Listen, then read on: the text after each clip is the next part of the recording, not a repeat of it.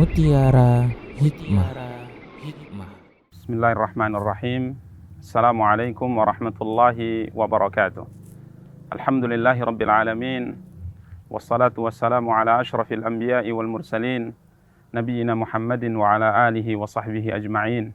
Asyhadu an la ilaha illallah wahdahu la syarikalah, wa asyhadu anna Muhammadan abduhu wa rasuluh, sallallahu alaihi wa ala alihi wa ashabihi wa man sara ala nahjihi wa darbih wastanna bisunnatihi ila yaumiddin wa ba'd. Para pemirsa Rasyad TV yang dimuliakan dan dirahmati oleh Allah Subhanahu wa taala dimanapun Anda berada, kita kembali di program Mutiara Hikmah episode Ibadur Rahman. Para pemirsa yang dimuliakan dan dirahmati oleh Allah Subhanahu wa taala, sesungguhnya menerima nasihat merupakan kewajiban yang harus dilakukan oleh seorang muslim dan seorang muslimah. Dan menolak nasihat yang disampaikan merupakan dosa besar, merupakan kesalahan besar yang diancam oleh Allah Subhanahu wa taala dengan neraka Allah Subhanahu wa taala waliyadzubillah. Maka seorang muslim dan seorang muslimah tatkala diberi nasihat satu kebenaran, diingatkan perbuatannya salah, ucapannya salah, hendaknya menerimanya. Dan agar hati ini mudah menerima nasihat, maka hendaknya seorang muslim dan seorang muslimah menyadari bahwa nasihat yang disampaikan merupakan nasihat yang datangnya dari Allah. Ia harus menyadari bahwa kesalahan yang diingatkan, yang dilakukan yang bertentangan dengan apa yang diinginkan oleh Allah dan Rasulnya, maka tatkala ada seorang menasihatinya, mengingatkannya, tidaklah saudara kita mengingatkan kita kecuali kepada kebenaran yang disampaikan oleh Allah Subhanahu wa taala. Maka agar mudah menerima nasihat, sadarilah bahwa yang disampaikan adalah firman Allah dan disampaikan adalah sabda Rasulullah sallallahu alaihi wasallam. Jika seandainya kita menolaknya, maka hakikatnya kita menolak kebenaran yang diinginkan oleh Allah dan Rasulnya yang mulia sallallahu alaihi wasallam. Tundukkanlah hati kita di atas kebenaran. Tundukkanlah hati kita di atas kebenaran yang disampaikan oleh Allah dan Rasulnya. Jangan sampai kita menolaknya. Adapun bagi seorang muslim yang memberikan nasihat, maka hendaknya dia memperhatikan beberapa hal agar nasihatnya bisa diterima. Agar nasihatnya bisa diterima oleh saudaranya. Yang pertama, seorang yang memberi nasihat hendaknya mengikhlaskan niatnya dalam memberikan nasihat hanya untuk Allah Subhanahu wa taala. Sungguh demi Allah, seorang yang memberi nasihat karena Allah, karena menyadari saudaranya adalah saudaranya seagama, saudaranya adalah saudaranya yang harus ia selamatkan, maka sungguh nasihat yang akan dia sampaikan kepada saudaranya akan ia dapati hati yang menerimanya. Niatkan memberi nasihat hanya karena Allah Subhanahu wa taala. Kemudian yang kedua, hendaknya seorang muslim yang memberi nasihat memilih kata-kata yang lemah lembut. Nabi kita yang mulia sallallahu alaihi wasallam bersabda, "Maka narifku fi syai'in illa zanahu, wa ma nuzi'a min syai'in illa syahnahu." Nabi sallallahu alaihi wasallam bersabda, tidaklah kelemah lembutan apabila ia ada pada suatu perkara, maka kelemah lembutan itu akan menghiasi perkara tersebut. Artinya jika seandainya kita menasihati saudara kita dengan kelemah lembutan, memanggilnya dengan kata-kata yang lemah lembut, menyerunya dengan kata yang menunjukkan kasih sayang kita kepadanya, maka Nabi SAW mengatakan kelemah lembutan itu akan menghiasi nasihat kita. Kemudian Nabi SAW mengatakan, وَمَا نُزِئَ مِنْ شَيْءٍ إِلَّا شَأْنَهُ, dan tidaklah kelemah lembutan itu dicabut dari suatu perkara, kecuali perkara tersebut akan menjadi perkara yang buruk. Artinya jika seandainya kita menasihati saudara kita, menghilangkan kelemah lembutan dalam nasihat kita, maka nasihat kita akan menjadi buruk. Mungkin saja nasihat kita tidak diterima.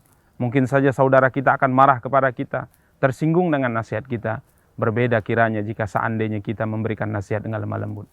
Lihatlah apa yang Allah perintahkan dengannya Nabi Musa alaihi salatu wassalam dan Nabi Harun alaihi salatu wassalam. Keduanya tatkala diperintahkan oleh Allah untuk mendakwahi, menasihati Fir'aun, seorang raja yang paling durjana di atas muka bumi. Tidak ada manusia yang lebih kasar, tidak ada manusia yang lebih jahat, tidak ada manusia yang lebih buruk yang pernah Allah ciptakan di atas muka bumi melebihi keburukan Fir'aun. Sampai-sampai ia mengaku dirinya adalah Tuhan.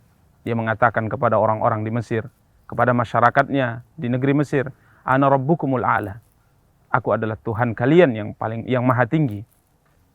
Raja ini tatkala Allah Subhanahu wa taala perintahkan Nabi Musa dan Nabi Harun alaihima wa ala nabiyina afdhalus salah wa azkas salam Allah perintahkan mereka berdua untuk menasihati Firaun. Apa yang Allah pesankan kepada mereka berdua?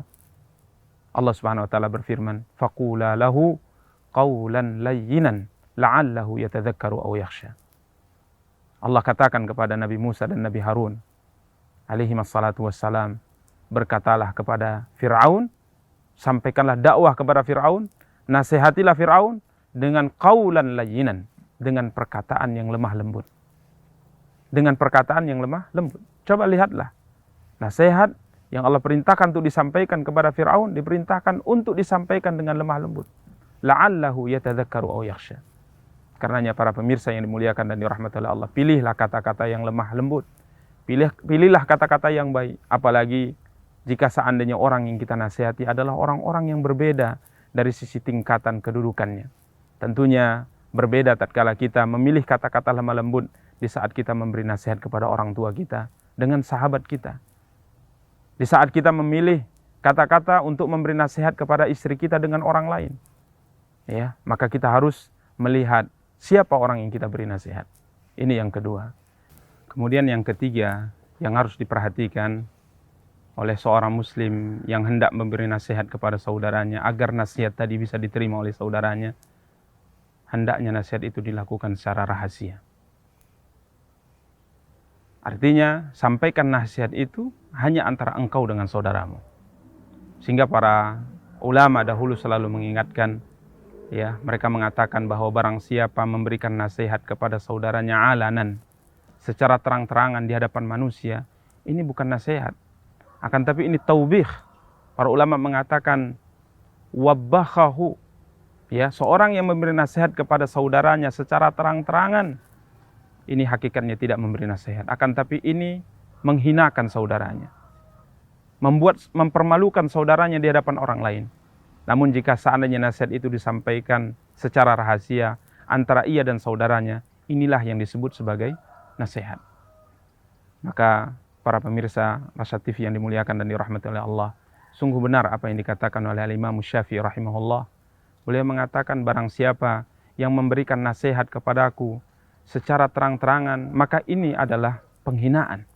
Dan barang siapa yang memberikan nasihat kepada aku secara rahasia, secara tersembunyi, maka inilah yang namanya nasihat.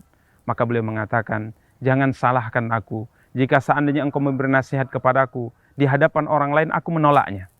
Karena itu adalah penghinaan. Itu adalah pelecehan. Maka kiat yang ketiga yang harus diperhatikan bagi kita yang ingin memberikan nasihat kepada saudara kita, maka berikanlah nasihat secara tersembunyi. Apalagi nasihat yang kita sampaikan itu kepada orang-orang terpandang. Karena Nabi kita yang mulia sallallahu alaihi wasallam ingatkan, contoh misalnya tatkala kita ingin memberikan nasihat kepada pemerintah, kepada penguasa kita, apa yang diperintahkan oleh Nabi sallallahu alaihi wasallam? Hendaknya nasihat itu diberikan secara sirran, secara tersembunyi, secara rahasia antara kita dengannya. Nabi sallallahu alaihi wasallam katakan, wal ya'khudh biyadayhi, hendaknya ia pegang tangan penguasa tadi, berbicara dengannya empat mata, sampaikan nasihat kepadanya. Kalau seandainya ia terima, itu yang kita inginkan. Namun jika seandainya ia tidak menerimanya, maka sesungguhnya tugas kita untuk memberikan nasihat telah kita laksanakan. Maka ini kiat yang ketiga yang harus kita perhatikan. Tatkala kita memberikan nasihat kepada saudara kita, sampaikanlah nasihat itu secara rahasia antara kita dengannya. Semoga nasihat kita bisa diterima olehnya. Wassallallahu ala nabiyyina Muhammadin wa ala alihi wa sahbihi wa tabi'in. Subhanakallahumma bihamdika asyhadu an la ilaha illa anta astaghfiruka wa atubu ilaika. Wassalamualaikum warahmatullahi wabarakatuh.